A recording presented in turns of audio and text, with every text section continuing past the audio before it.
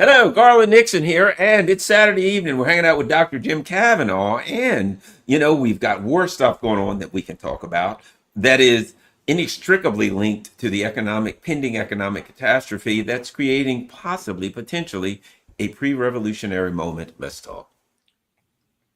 Oops.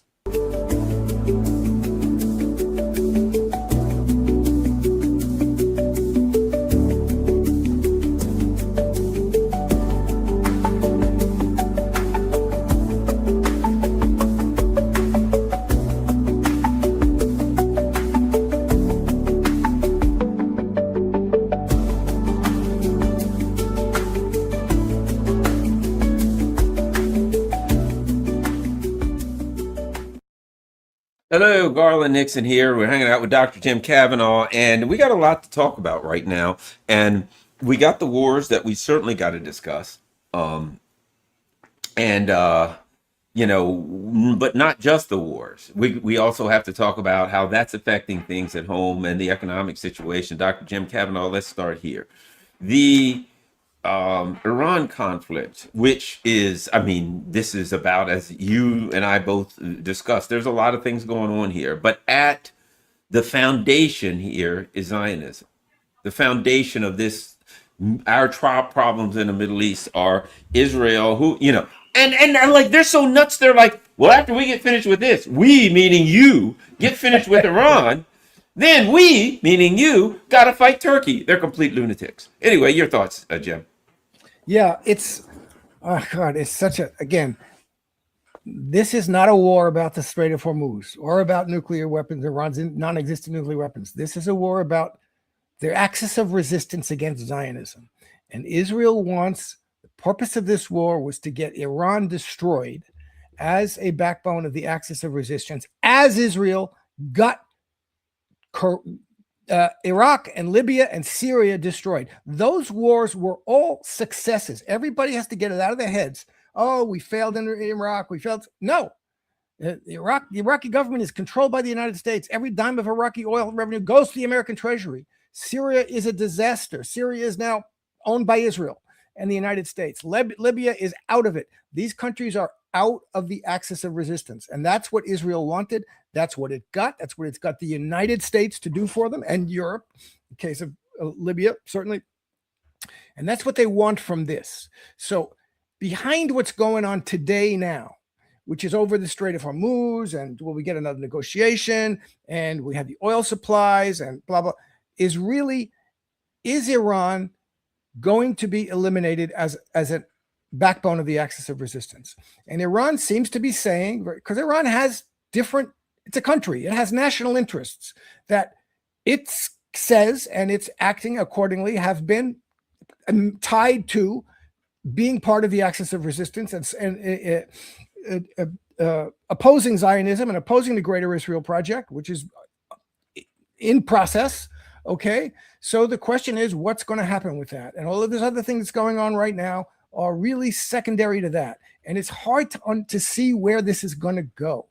Now we have Iran and the United States are back striking at each other. Bam, bam, bam. And Israel is sitting back saying, Smotrich said, hey, this is what we don't have to attack Iran right now. We're going to sit back and watch Iran and the United States fight. And Iran is attacking back, but it's attacking American bases, and it's attacking American bases in the Gulf, and it may bring in Yemen. It is bringing Yemen to maybe attack Saudi Arabia. So it's attacking the Persian Gulf countries, not directly attacking Israel right now. And, at some point, the main point, the nub of this issue has to be addressed, and it has to be addressed militarily, and Israel has to be defeated. And I don't know when that's going to happen, how that's going to happen. Iran has to make decisions about that. To what extent are they going to put themselves under, because they will be nuked.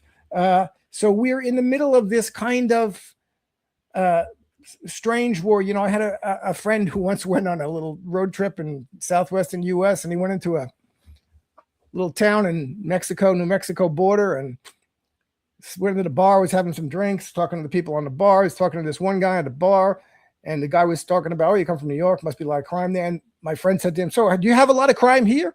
And the guy said, no crime, just shootings. So to a certain extent, we got the Americans and the Iranians shooting up. They're shooting up now. But is there a war? Is there not a war? What are they fighting over? And these are the things that, at some point, Iran will not, this, as I said in my article of the title, this war will end when Zionism does. Or when Iran is rendered amenable and capitulates to the Zionist project and Zionist hegemony in the Middle East, which it doesn't seem it's going to do. But the decision hasn't, the final outcome of that has not come yet. And it's going to be a hell of a fight that they're going to get into. And they seem to be ready for it. And they are, I think, militarily ready for it. So we're all sitting back kind of anxiously watching where this is going to go and how it's going to play out. And I don't think any of us have the answer to it or can predict exactly what's going to happen. Iran has done very well. It is doing very well, but the fundamental issue has not been resolved. Exactly. At which, for all of these things, I think we should bounce back and forth for these issues between the United States and Israel. So let's take it back home. People, man, you looking around, you look online, look at Twitter when Marco Rubio tweets something. Look down the line of what's people are tweeting, right? Any of these people, when they tweet something about when Ben Shapiro or whoever, they tweet something positive about Israel or Trump should do this, or Mark Levine, go down. This is the line underneath. People hate his guts. They hate Israel. These are conservatives. These are the Democrats. These are everyone. So as what's the book? I got it right here. Peter Turchin, In Times, as he talks about the difference between when the distance between the elites and the working class gets wider and wider, you get this instability. So you have an elite that is a ruling class and a political class that they are, Zionists is their religion. And I don't mean in the Jewish way. I mean, Zionism is their religion, right? Yeah. But you got these people in America growing. It's not that they don't like it. They despise Zionism. I've heard people say, they're like, they're reading on the news. Go look online. There's the stuff in the newspaper that says, oh, yes, they're talking about in December selective service. And people are like, over my dead body. I'll go out in the blaze of glory. They'll never take my kids. I'm like, man. So that's when I mean pre-revolutionary moment, when the distance between the elite and Zionism and Israel is really at the foundation, at the bottom of that, because people are screaming, hey, there's a foreign country. Why are we dying for them? This foreign country, they rule. Anyway, your thoughts on back home, what's happening here? Well, look, CNN just did a thing showing Republicans, everybody is against Israel now. Everybody favors the Palestinians over the Israelis. This is the quickest. I was astounded and I'm delighted by it. Within 2 years, the American public's perception of Israel and Zionism has just transformed because they've seen what Zionism is. What we watched over the last 2 years, what we're watching now in the West Bank, this is what the Zionists did in 1946 to 48. They killed and expelled 80% of the Palestinians. They were a vicious colonial enterprise, and they still are. And this is what it's about, and it's not over. I've always said the question of does Israel have the right to exist should be replaced with does Israel have the possibility to exist? Because it's not yet secure as the Jewish supremacist state it wants to be, and it won't be until it expels or kills the most of the remaining Palestinians, which it's in the process of doing. So the question we are all asked to consider is, do we want to be part of that? And do we as a country want to be part of that? Do we want to put our treasure and our blood into that? And the answer of the ruling class, of the political class and the media class is yes, we do, And so that's exactly what Ben Shapiro goes. And not only Ben Shapiro, John Fetterman. Yes, our sons and daughters should be going to fight for Israel. So, the American people have had it with that. And I hope they realize now, remember what I said, all of those wars, Libya, Iraq, Syria, that was the largest CIA operation ever in the Syrian rebel operation, where we were on the side of Al-Qaeda and supported Al-Qaeda. That was acknowledged. and Iraq, which how many hundreds of thousands, millions of people were killed, and the American soldiers were fighting there for how many years? And what was the result of it? Nothing that helped the people of the United States. Only Israel got what it wanted from it. They got what they wanted from those wars. So now, as this is part of a larger spectrum of things, but I think, people who argue and have different perspectives on how the United States should develop its economic policies and social policies, all of them are saying one thing we don't want is we don't want the United States guaranteeing with its soldiers, with its blood and its money, the existence of the Zionist enterprise and the Jewish supremacist state. We have that's not our interest. And Crystal Ball was pretty good about that with this guy, Adam Smith, when she got on and said, well, why should you? You claim to be a liberal. You claim to believe in equality. This isn't equality. This is ethno-supremacy. And why should we, as Americans, guarantee this ethno-supremacist project? It's nothing to do with us. And I don't want to spend a dime on it, and I don't want to spend a life on it. And that's what's happening now. People are seeing, we're going to have $80 billion spending appropriation to make up for all the weapons we've used defending Israel and fighting Iran on behalf of Israel.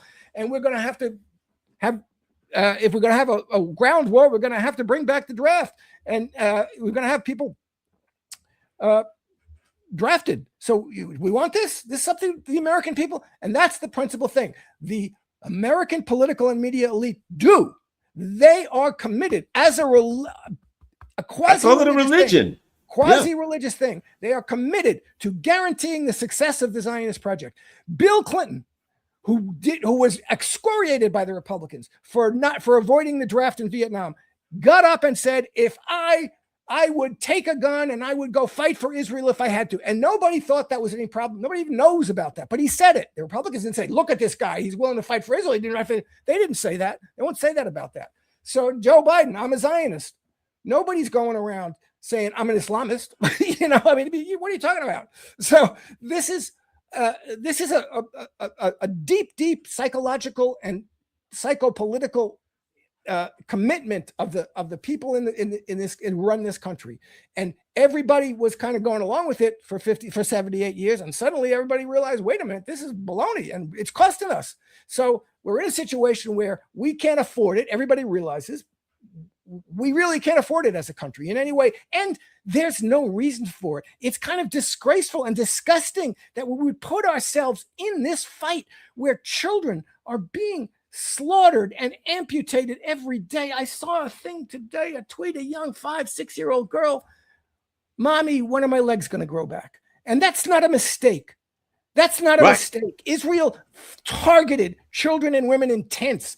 They burned children and women alive in tents. They shot children in the head and the chest. This wasn't a mistake because they consider the Palestinian Arabs lesser human beings whose job it is to get out of their way. And they'll either kill them to get them out of their way, or they'll force them out of the country, or they'll make them live as subjugated slaves. And the latter, the last of those options is difficult because slaves always fight back.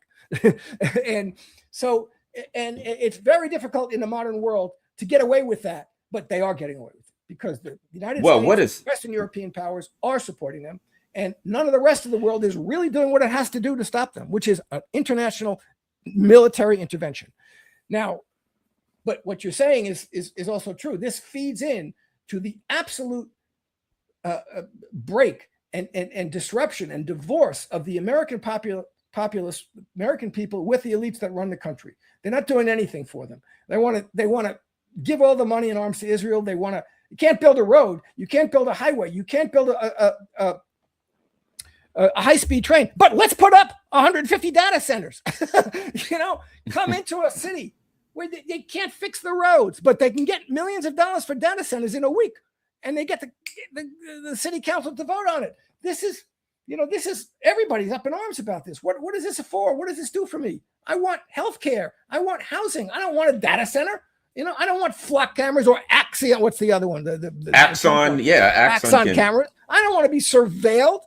We can't fix up our house, but we could put up millions of dollars worth of cameras to track me around the state or the city or the country. All of that data is being fed into central databases that the federal government has access to, and that any corporation that wants to buy it has access to. This is nuts. So the people are waking up to this.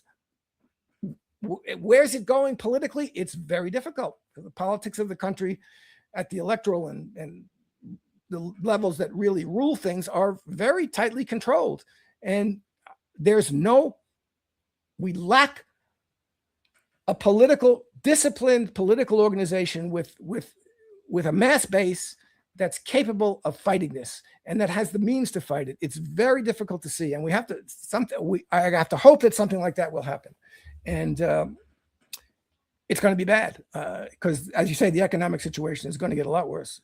There's nothing about it that can get better. And if you read that again, that End Times, and this is what he talks about how when the distance between the elites and the working class gets but so far, you end up with political destabilization. And I think it's about 85% of the time it ends up with violence. You end up with violence. And what you're seeing, people look at their government, and their government, I mean, I got to add this. And people are looking, saying, you know what? I don't want to vote for these people. I don't. And here's what they're going to find out in November. They're like, oh, we're going to turn this over and put new people in. No, the hell they aren't. It's Thomas Massey. They brought up Massey. It is so clear when this guy that nobody heard of, that couldn't win a statewide seat, all of a sudden runs against the guy who's hated by the Zionists. And what do you know? I think it was 10,800 mail-in ballots came in, and he got like 300 of them. And he's the incumbent. Absurd, right? Yep.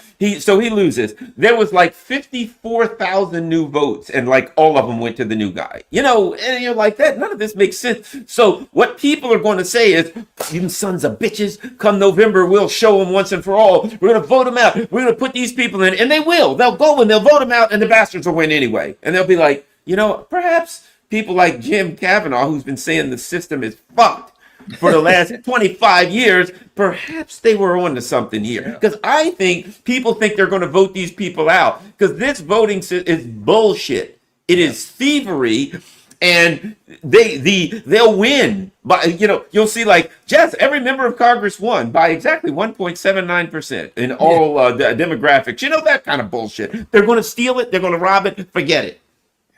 Yeah. Look. In fact, I guess you reminded me something. I just saw it. I hope it's true that Massey putting up legislation to ban these surveillance cameras, to ban Flock and Axon surveillance cameras. That would be really great. But yeah, you're right. This is the problem, and you can't have a reasonable discussion on this. As I said, I have many articles on the election system in the United States going back to 2008, 2012, I first actually wrote the article. Since 2000, we've known the electoral system is screwed up. Now, the Trump's Save America Act and Trump's bullshit about, the Chinese or Chinagate versus Russiagate. I mean, you got to get Donald Trump out of your head, but you have to look at the system. And it's very tricky in the United States because there are more than 50 different electoral systems. But, the worst thing, the most dangerous thing is the electronic voting machines, voting and counting machines, which have proprietary software. There should be no proprietary software in an election. It should all be open source. Everybody should have access to know how the system runs. Everything should be live streamed. The counting of the votes should be counted in the precinct. You shouldn't move a vote before it's counted. There's no reason for it. And they should be counted live streamed. There's no reason you can't do that. That's the way to use technology. It's very simple. It eliminates all kinds of bullshit. Mail-in ballots are a problem. Whether whatever Trump thinks of them, I don't care. Jimmy Carter and Jim Baker had a commission, and they said the biggest vector of potential fraud is mail-in ballots. You have you lose the chain of custody. You have the ability to harvest ballots. People going around. I'll fill out your ballot for you.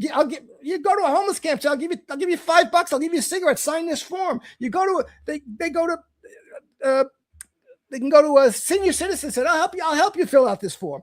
You just don't know. You lose. You need mail-in ballots for people who can't get to the polls. What you need is to not keep people away from the polls, to have as many polls as you need in neighborhoods. You need to have public transportation to get you to the polls. Make sure, but default mail-in ballots for everybody is really something that just introduces the possibility of fraud.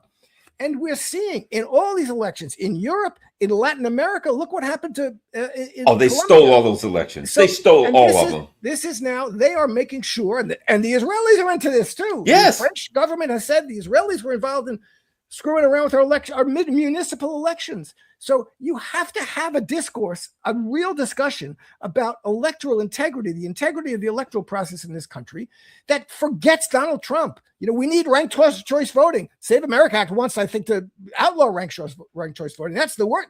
That's one of the main things that we need. We cannot have a reasonable democracy without an electoral system that works, is transparent. Everybody knows how it works. Everybody has confidence that they voted. The person they voted for got the vote that they cast, and all of it is set up in a way that obvious possibilities to create fraud are not there. I have discussions with my Democratic friends. Oh, mail-in ballots are great. No, they're not great. Really be serious about this. This is not about Donald Trump. Oh, I say we should count the votes in the precinct. Live streamed. Everybody in the world can see it. Why not? Oh, well, that's just, what are you talking about? That's just. This is democracy. And it's kind of minimal element of democracy, so we don't have that. We don't have a minimal standard of what would be what I consider a fair electoral democracy. That's why I think our every third party in the country should boycott the vote, should say we're not going to vote until we're sure that we have some system that is pretty sure, we're pretty convinced that there's very little possibility of fraud, that our votes aren't being shifted around. When you have electronic voting systems that can shift votes, Joe Biden said it. It can undetectably shift votes. You have an electronic voting system that can shift votes. You have two or three third parties, the Greens and Libertarians and whatever. They get 5% of the votes among them. You can shift 2% of the vote from those three parties, and you win a close election. And nobody's going to know. You can't know. So unless you have open source, first of all, you should have paper voting, and they should be counted in the precinct, live streamed. You hire the people to do it. You don't, you have a professionalization of the electoral process. But again, this is we're stuck in this problem that we have 50 states. The states have control of this. And we have every county has who controls the county, who controls the state process, which party is in control. And every party is out to do what the policies that they think will help them the most. They're not out really to do, we want to build a transparent, fair electoral system that everybody has confidence in. We want to do what we think is what's going to help us. And the crazy thing is that the mail-in ballots help the Republicans. That's always been the case. And that's what the Republicans are saying. Trump is rails against mail-in ballots, but they've helped the Republicans more than the Democrats. And the Democrats used to say that. I have an article from 2014 in the New York Times. Electoral, the problem with mail-in votes is starting to be a problem because they were starting to become more prevalent. And it was all about, they were all Democrats and liberal judges and liberal lawyers and just saying, the mail-in votes are a problem, and they help the Republicans. So now you can't have the discussion. It's like, I don't want to get into that, but it's like the vaccines. You can have it. I mean, you can have a reasonable discussion about it. What side are you on? So I don't know. So this is to go back to your point. What we have is, a pre-revolutionary discontent, economically and politically, and the Zionist thing is important because economically and ideologically, it's really Epstein class, Israel. It's like, we don't like these people. Not just, right. There's an economic discontent where I can't buy a house. I can't buy a car. My life is, the groceries are impossible. My life is difficult. It's never going to get any better. Young people don't have in their mind an idea that, my life is going to be good. I'll be able to raise a family. They don't have that. So that's there. But you also have this other thing where these people are really despicable. I mean, yes, Israel is degenerates. They're degenerates. But you have this Epstein class thing. You have people, the MAGA people who are pissed off at Trump, really, they despise him now. It's like, what are you doing? And you're spitting on us. And it's clear to everybody that the ruling class doesn't really give a damn about you. They'll say anything they can to get your damn vote or your money, but they'll do what they want. And they really don't care. They really can't what effect it has on you. They only care the extent which they're, they want to keep you from turning the pitchforks on them. And that's why Donald Trump was elected, because Barack Obama said to the bankers, I'm going to save you from the pitchforks. And Donald Trump said, I'm bringing the pitchforks to Washington. And everybody thought he would. But really what he brought was Palantir. Yeah. He was Obama. He was the conservative version of Obama, right? Yeah. Obama told the liberals everything they wanted to hear, right? Oh, the liberals wanted, and he was a brown person. Oh, we've got diversity and all these wonderful things that the liberals wanted to hear. Of course, when he got in, he really was a liberal, and he really got in, and he was a Wall Street puppet, right? Yep. So Trump tells the conservatives everything. Oh, we're going to do this and that. We're going to deal with immigration. America's going to be strong. America first. All that. All bullshit. Same exact thing. Let's see who's in the ascendancy, the liberals or the conservatives, and who just screwed up, and we'll give them the opposite, and we'll tell them the guy's going to say everything. Then when he gets in, he'll do. I mean, the beauty of Donald Trump is that he's just an extraordinary example of American politics. You know what I mean? He didn't just try to finesse it. Well, I know I said this, but I'm going to do a few things that, no, 180 degrees, and screw you. His friends were Candace Owens. His friends were Tucker Carlson. His friends were Massey and Marjorie Taylor Greene. Yay! He gets elected. Screw you. I hate your guts. Yeah. It's Ben Shapiro now. Yeah. It's Benjamin Netanyahu. The Ben and Ben, not Ben and Jerry. Ben Shapiro and Benjamin Netanyahu. That's who he loves. Lindsey Graham. Yeah. And so he came Rubio, the people who despised him. And he's like, all the people who stood for me when these people were trying to throw me in jail. Yeah, fuck you. Yep. I'm with them now. Yeah. Which leads you to say to yourself, he was really always with them. And maybe behind it, there was some winking going on. Who knows? But here's the bottom line. And he's made what, $3 to $5 billion in the first year? I mean, he's outclassed. I always said, it's going to take a lot for Trump to out-corrupt the Clintons and the Bidens, but he did it in 6 months. Yeah. He's winning. No, he's made them look like nothing. He always says nobody's ever seen anything like that. Nobody's ever seen anything like that. Nope. So, he's blatant about it. Look how much money we're making. Yeah. Look at the stock market, which the rich people got all the stocks. Yeah. A few people have a 401k, but they're going to collapse that soon. Yeah. I do think that when it's obvious they've made up their mind to say screw the economy. At one point it was like, well, we better be careful to get the gas prices and this and that. Now they're just like, who cares about that? The economy's going to get wrecked, but who cares? Because Israel wants us to do that, and we're in this war, blah blah blah. Who cares about the littles? They're going to have to suffer, but that's their job. They're expendable assets, and they ain't assets. They're liabilities to us now because they don't want to do what we want to do. But there's still more of us than there are of them. Yeah. And we're going to be running into a few moments where maybe it gets further than a pre-revolutionary moment, because we're going to get into the point, when people, if you get hit with another 2008 on steroids, after what happened before, I don't know what's going to happen in this country, but it ain't going to be pretty, Jim. I know. I just don't know. Look, they've built, and they're continuing to build what Etienne Balibar, one of my favorite theorists, called the state of preemptive counter-revolution. In other words, there isn't a revolution in the country, but they're getting ready for it. And they're building the state that's preemptively prepared to crush it. This surveillance stuff, the ICE thing, which is clearly, I saw Alex Jones's son on, I think it was on Jimmy Dore, and he was saying, they're not going after immigrants. They're going after shooting American citizens. They're taking them out.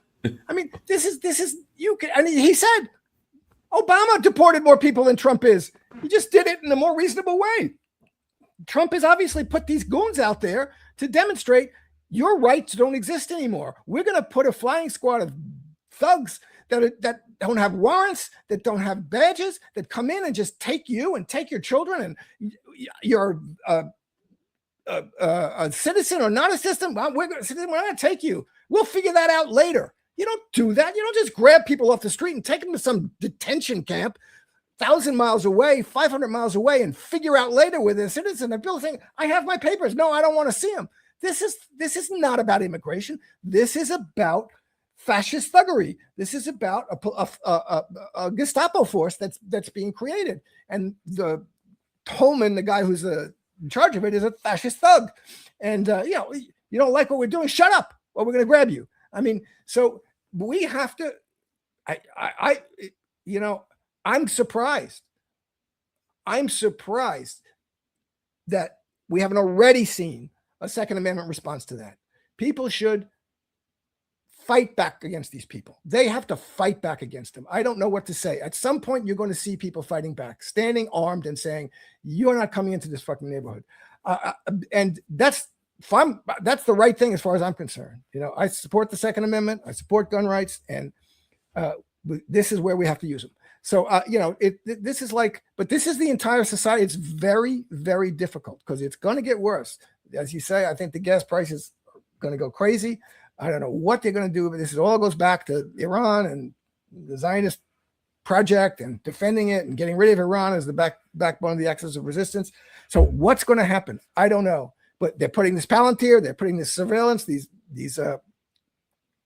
Axon and FLIR cameras that are there to set up the control of the American. You saw the thing of the woman who was accused. The cops came to her door and said, we know you're a porch party. We know you stole these. We have it on the. I don't want to hear from. She said, wait a minute. Let me see. No. I know you were in this place.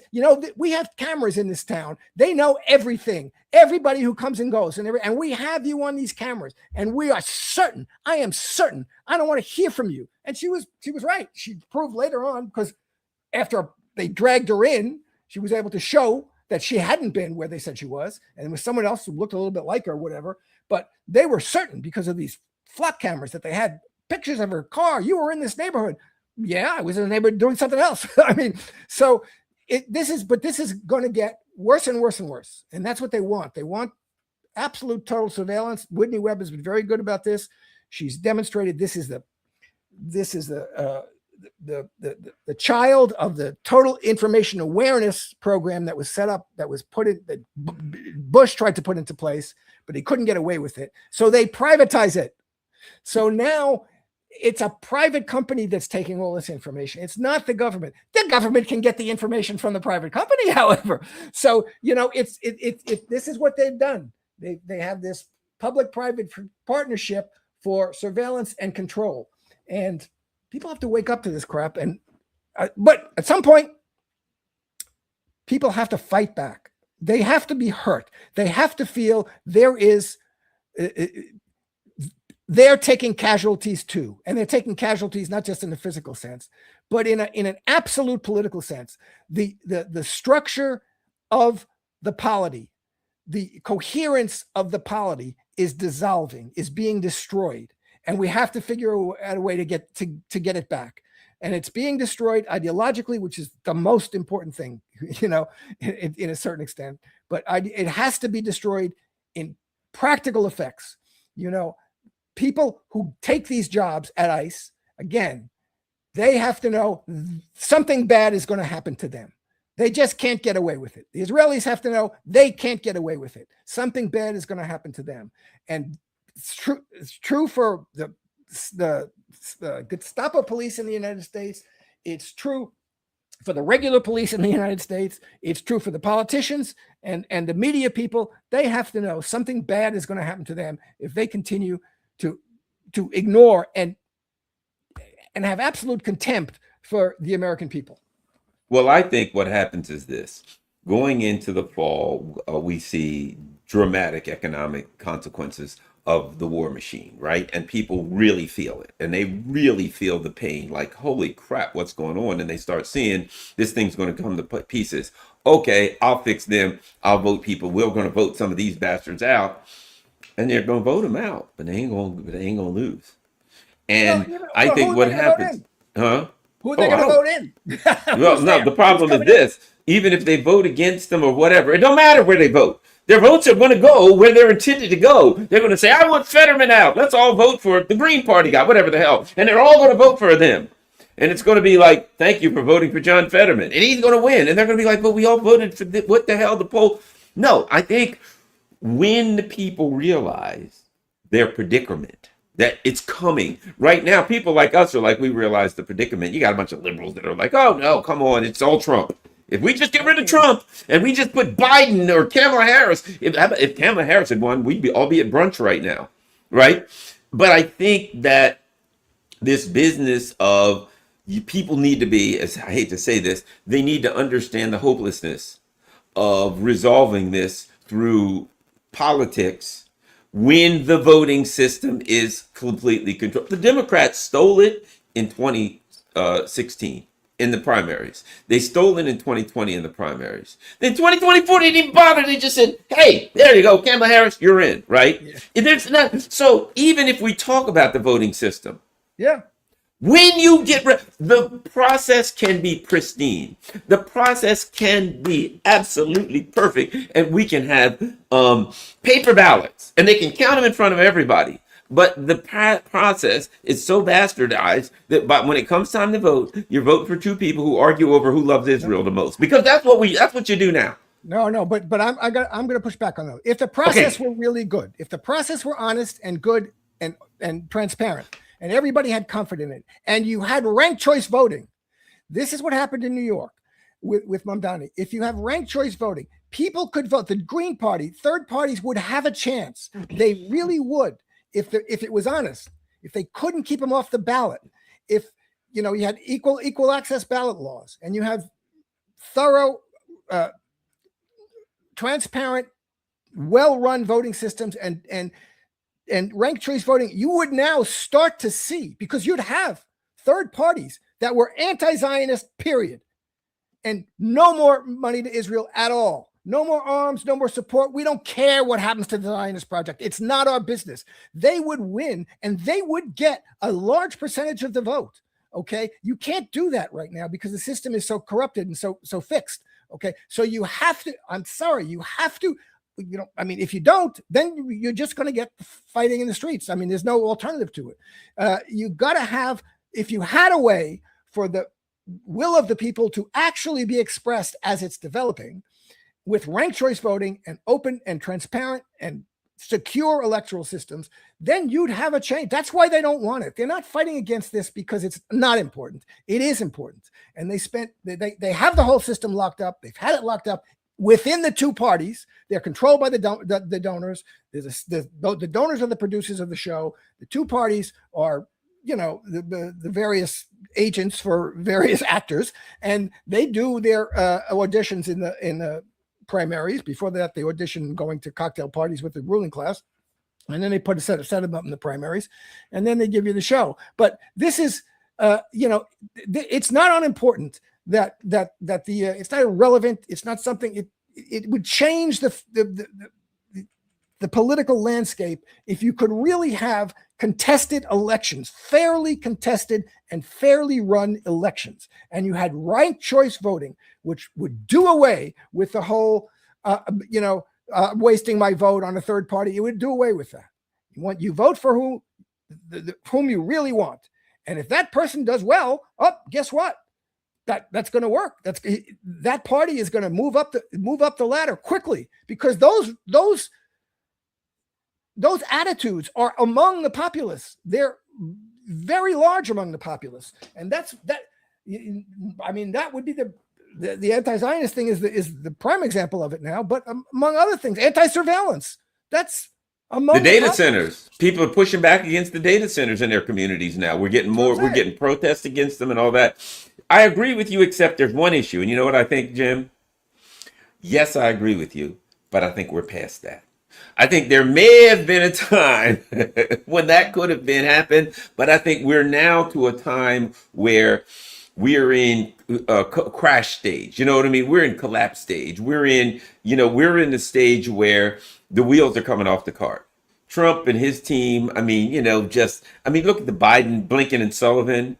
people, right? Corruption, insane fascists, warmongers and neocons. Trump comes in, he's doing the same thing. He's now got an inner circle. You know, Marco Rubio, I mean, just pure warmongers. The people that he said he wasn't are exactly who he is now, right?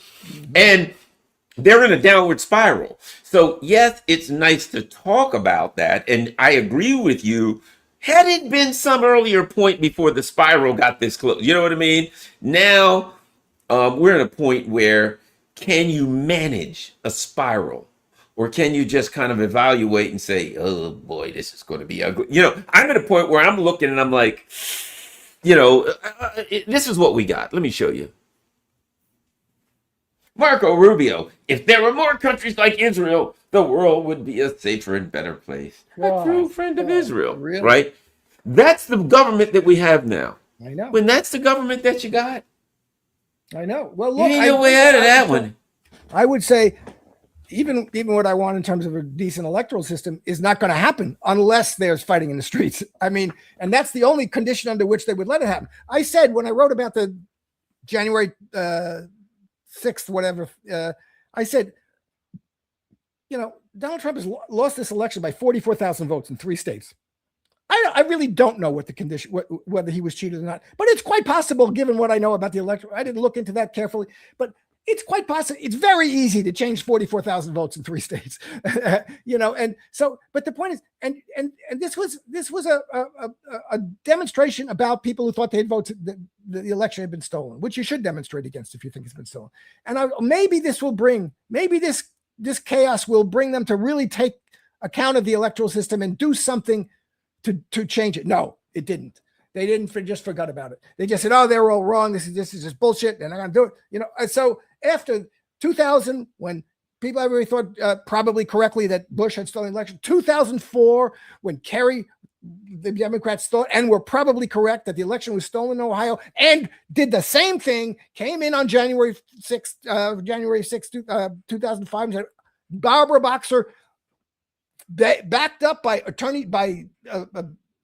civil rights, I'm not going to vote to verify this election. I'm not going to ratify this election. But they just didn't bring the pitchforks, because at the end of the day, elections aren't important to them. You see, so all of this, you know, now Donald Trump did bring the pitchforks, but he only did it because he was interested in himself. And this is the problem. They're not interested in really discussing and grappling with the issue and solving it in a way that everybody's going to feel comfortable and confident about. They're interested in finding the angle that's going to work. They think is going to work for them and for their party or for them personally. And that's what we're in. And that's not going to stop 100% until and unless they're forced by fighting in the streets. Okay, we've got to at least give them a reasonable electoral system, and I don't think it's going to happen. Well, yeah, exactly. At this point, I think the oligarchs are at a point where we say, okay, things are going to the point where they're going to be unstable, and they're like, yeah, you're right, so we're going to have to crush you. It's not like, well, you're right, they're unstable, so perhaps we should, you know, think about moving the system around a little bit. No, they're focused on China. Yeah. Well, no, you don't understand. We got to take Iran and do this and that, because then Russia's over here. Then we got to prepare to attack China. We're using weapons over here that we really need to have in the Pacific so we can attack China. And then people are here like, hey, we're living in our cars here. People are like living in their cars in the shopping center. Literally, I know an old shopping center, and one of the only things left there is a gym, a Gold's Gym. There's cars that park at night. They buy whatever, $40-$50 a month for Gold's Gym, because it's 24 hours. Yeah. They live in their car, and they can go in there and get a shower. They can get a drink of water. They can come in and out the bathroom, whatever want they use. And they just park out in this huge parking lot by the old mall by Gold's Gym for 24-hour access. Right. And we're like, that's a problem. And they're like, shut up. Yeah, we got to finish with this so we can go to this, and then we're after. It's never been better. Trump's answer is he's doing the same thing that Biden did during the election. People were like, "Hey, the economy's screwed," and the Democrats said, "Oh no, it's not. Here, just go to our website. We got. You just don't understand. We got things to demonstrate you just how good you got it." What's Trump the other day? China's stealing everything, and Iran and China and Russia, they've got a right to do that. They've got the capacity to steal the election, and we can't have that. And the economy's great and better than that. And I'm like, you've turned into Joe Biden. Except you're just changing the words. Russia stole the election till China. And I saw Trump a couple days over. He didn't write that speech. I saw him a couple days afterwards. And somebody saying, so President Trump, are you saying that China stole the election? He's like, nah, I mean, maybe they did do something or whatever, but nah. And he like completely reversed. Yeah, he completely reversed it. So do you think China stole our election? They didn't steal the election. I mean, they might have did something or whatever, but nah, they didn't steal the election. Now, he's giving a speech. China, they must be stopped. They stole everything. They did this, they did that. A couple of days later, it's bullshit, whatever. That's where we are now. I know. And you know, I don't know what they think they're going to do about China, but they're lost. Forget it. It's over. I mean, China's so far ahead of us that, you know, it's almost impossible, virtually impossible to catch up. And the look at the difference in the way that the economy and the political economy is run. China wants an industry. They invest in the industry. They organize. They organize and bring together all of the elements that are necessary. They get they fund the academic programs that will train the engineers. They fund the the regions where they want this to be located. There's a very coordinated policy that's state directed, that's run on behalf of the public, on behalf of, let's do this industry. And the Americans are like, let's get these three guys who have started these AI companies, and let's, you know, let them be trillionaires, and we'll hook up with them, and we'll figure some way to boondoggles for them to plant their data centers around the country, because they contributed to my campaign, and they're going to contribute to they're going to funnel money to me on the side or whatever, and we'll have data centers. And that's our industrial policy. That's not an industrial policy. China has an industrial policy. They have a social economic policy. And then they come to, this is wonderful what's happened with the AI. You see, this guy from OpenAI wrote this long tweet the other day saying China is screwing us up because they're making this open source. They're making this a public good. AI is going to be like electricity or water. It's going to be a public good. And it's not a profit center for individual companies to make a profit. It's something that the entire country can use because it's open source. The entire world can use it. So all of these Sam Blankman and all of these Palantir and Peter Thiel, they're all saying, what the hell what am I going to do? You know, how can we bake back? This is the bubble that we're in with the stock market. I mean, I don't know, 30% of the value of the stock market are these AI companies and NVIDIA, and that's all going to collapse because they're not going to make any money off it. China's AI is available. It's very good. It's now beat, I think, on the benchmark test. It's beat the Americans, and it's cheap. So these countries have these companies have no way of making back the investments that were put in them.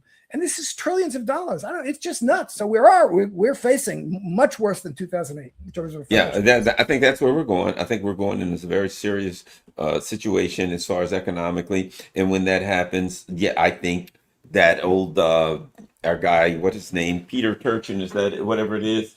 Peter Turchin is right. I think there will be some level of violence.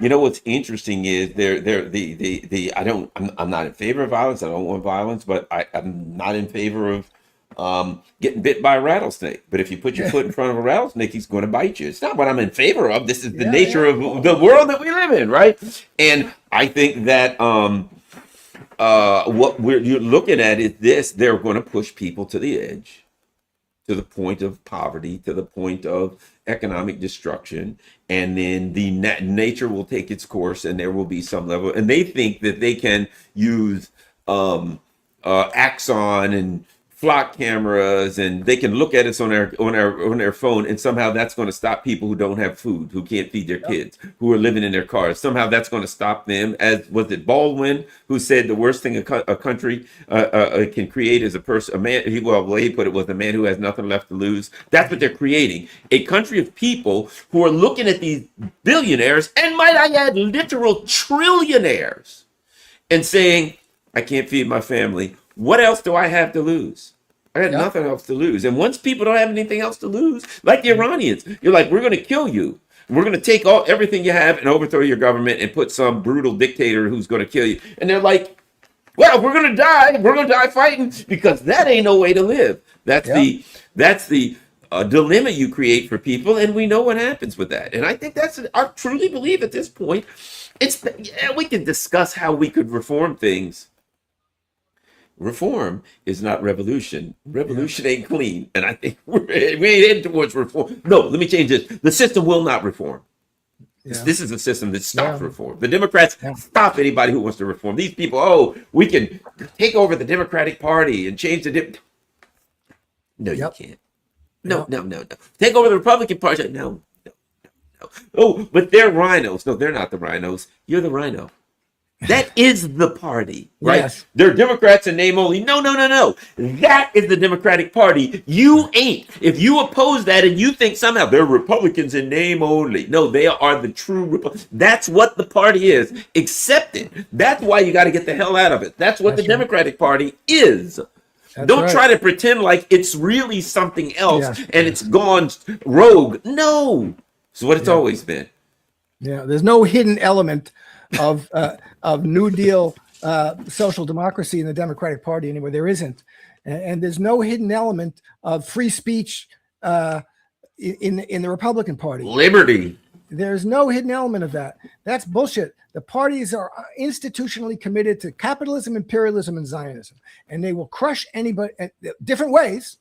The Republicans were going to crush, anti-communist, send everybody to jail and get rid of the communists, and the Democrats will give you a bear hug and smother you, and that's what their job is. That's what their role is within the American political system. So, but the problem is, again, you need a political leadership. You need an organized, call it a party. That's what a revolutionary party is. It's an organized party which has an orientation, has a perspective that is coherent, and can be a pole of attraction to the masses of people, knows how to do that. And we have to understand on the left in this country that there is the left is politically non-existent to a certain extent. The Democratic Party is not the left. It's not going to be the left. Trying to make it the left is not going to work. You have to create a political movement that has some kind of, clear, we need, we can have a program that's quite easy to put forward, health insurance, wages, education, basic things, education, housing, basic things. Eliminate the debt slave society, cancel student debt, cancel medical debt, eliminate the debt slave society. But you got to get out of the taxpayer money ideology. This is what's killed all over. Bezos wrote an article, the Washington Post. Oh, this is why you can't have Medicare for all, because there's not enough money to tax the billionaires to pay for it. It's not taxes aren't the answer to Medicare for all, and they're right. Taxes aren't the answer to Medicare for all. You don't need taxes. Don't pay for government programs, federal government programs, and their billionaires don't have enough money to pay for it, and that's what you got to get out of. But this is very bad, and the Democrats and anybody who thinks they're going to protect any kind of social democratic program like Social Security or Medicare got to get out of this notion that taxes pay for it, because they're going to kill you on that. They are killing you on that, and it's not true. And Roosevelt himself said it. All these trust funds are for politics. They're not economics. They're economically unnecessary. This is political. So it looks like it's morally impossible to oppose it because everybody's paying for it. That's not what's happening. That's not how the system works. And you got to get out of that. I mean, I'm sorry, but this is one of the things we're fighting. You're going to be fighting over. How about this? Are they saying that when they put $550 billion into these data centers? Did they say, where do we get that? Oh, Trump. Pete Hegseth the other day. The only way America can be great is if you give us another $1.5 trillion. Did they say, oh, where's that money going to come from? No, they only say that. That's right. When we're like, hey, people need health care. Who's going to pay for that? Where are we going to get that money from? Oh, well, how about people need, decent schools, and how about some education? Oh my God, we can't just throw money at education. Well, we can throw money at the military. We can throw money at everywhere that you want. We can throw money at Silicon Valley like it's never been printed before. But God knows, if we want to get poor kids breakfast at school or some such thing like that, that would probably be a good thing. Yeah. Well, how are we going to pay for that? Those little greedy little bastards, let them starve. But everybody, I got to say it again. You cannot deal with this unless you understand none of it is paid for with taxes. The military, Social Security, Medicare, taxes do not pay for federal government programs. The federal government creates the money that taxes are paid with. Taxes can't be the source of federal government money. I don't create money. It doesn't come out of my pocket. Taxpayer money. Taxpayers don't create money. The federal government creates money. Taxpayers give some of that back. But everybody's got to get this straight. And that's why, and it's because all of this, Social Security, within 10 years, we're going to have to cut everybody's Social Security. No, you don't. This has nothing to do with it. But the ideology is very strong. This is being paid for by taxes or by debt, by what they call debt, which is selling treasury bonds. It's not debt in the same way it is for you or I. So it's not that. None of that pays. The government the federal government pays for money with the money it creates by spending. And deficits are good. Deficits mean it's spent more into the economy than it's taken back in taxes. That's a good thing. That means there's money left in the economy. It's absolutely senseless to balance the budget every year, to take all the money back that you put in. But that money can come from nowhere else but the federal government. That's what a fiat money system is, and that's what we have. Now, it's all more complicated because on the state level, it's true. And on the city level, and on the local level, taxes have to be paid for the services that the city and the state provides if they don't come from the federal government. If the money doesn't come from the federal. Anyway, but this is the point. Everybody has to start thinking about this. This is correct. This is the way the fiat money is. It's not a proposal that I'm making. It's not a proposal that modern monetary theory makes. It's the fact of the fiat money system. The federal government creates U.S. dollars. That's where the money for taxes to be paid comes from. If you think about it, Jim, the people that talk about they want to get rid of this and create a digital currency, that's what they're saying. They're like, they're going to crash our system. Okay, then they're going to create a digital currency and give everybody a digital currency. You're still saying they're going to create money. You're saying after they crash the system, they'll create money. Well, yeah, but the digital currency thing is not about the money. I understand that. We have a digital currency. I agree. It's money. Exactly. It's about surveillance. What they want is the technology that they can use to turn off and turn on and to prevent you from buying certain things. They want surveillance and control. Yeah. It's not the digital thing about it is, we have a digital currency. That's what Bernanke and that's what say we don't effectively we do. I agree. We sit on a computer and we put money into the account. That's the way the system works. That's digital. But what they want is this fully digital, where it can't even be paperized, system, which enables them to debank people and to defund people.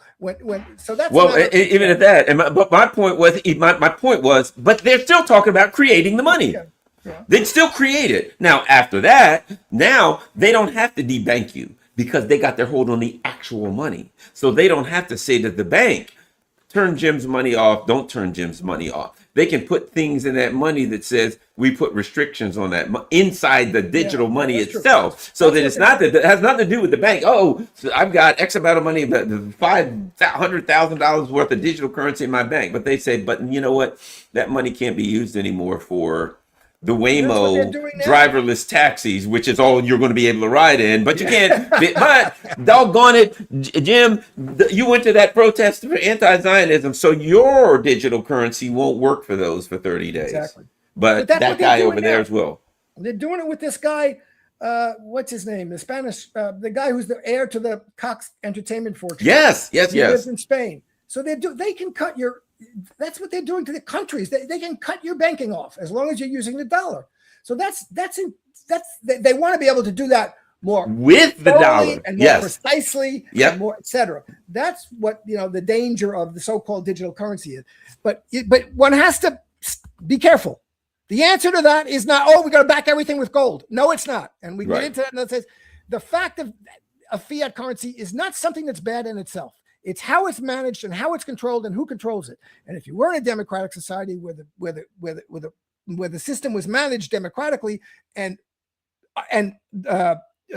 transparently, that would be a good thing. You make choices about that, and you manage the system. It puts you in control of the money system.